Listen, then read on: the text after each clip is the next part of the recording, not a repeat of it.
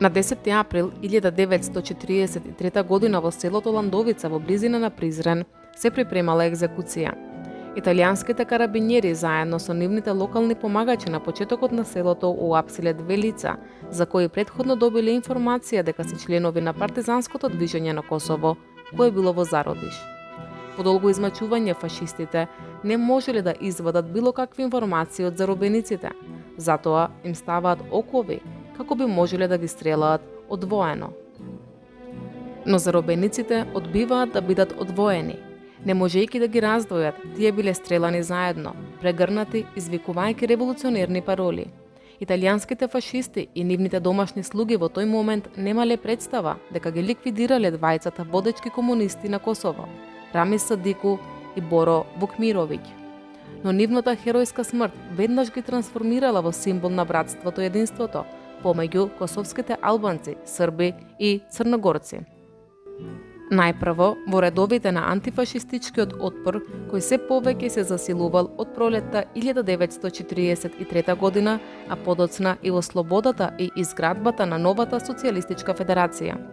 Нескршливото другарство на србинот Боро и албанецот Рамис беше еден од најзначајните символи на кои почиваше со животот во мултиетничко Косово и Југославија.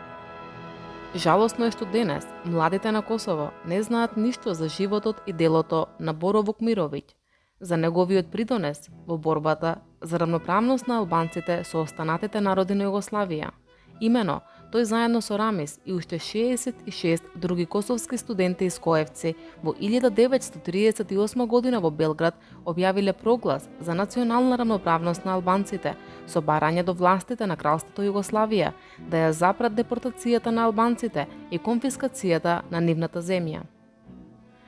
Прогласот пробудил широк општествен интерес и бил нашироко прифатен од страна на напредната младина во тоа време, а истата година бил испратен и до Лигата на народите во Женева. За време на Втората светска војна Боро Вукмировиќ неуморно работел на градењето на братството и единството меѓу србите и албанците на Косово. По директива на Централниот комитет на Комунистичката партија на Југославија, тој остварил неколку средби со комунистички групи во Албанија кои се уште не биле обединети во една партија.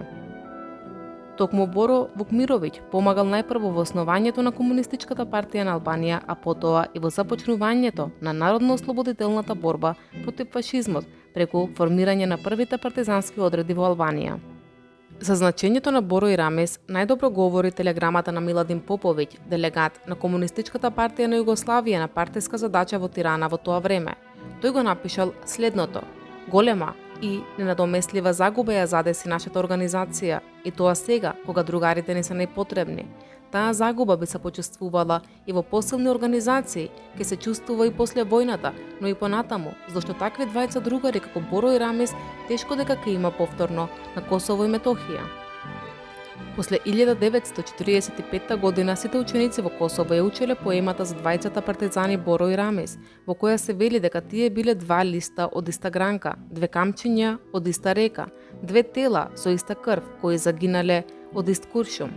Но тоа што италијанските фашисти не успеале во таа 1943 година да ги одделат од другарската преградка Боро и Рамис, им успеало на националистите по војните на просторите на поранешна Југославија по завршетокот на бурните 90-ти години. Денес, спортскиот центар во Приштина е преименуван во Палата на младите и спортот, додека единствениот споменик на Боро и Рамис се наоѓа во градскиот парк во Приштина, каде се уште стои биста на Рамис Садико, но не и биста на Боро Вукмировиќ, која била отстранета по војната, затоа што била сметена за символ на српската окупација на Косово.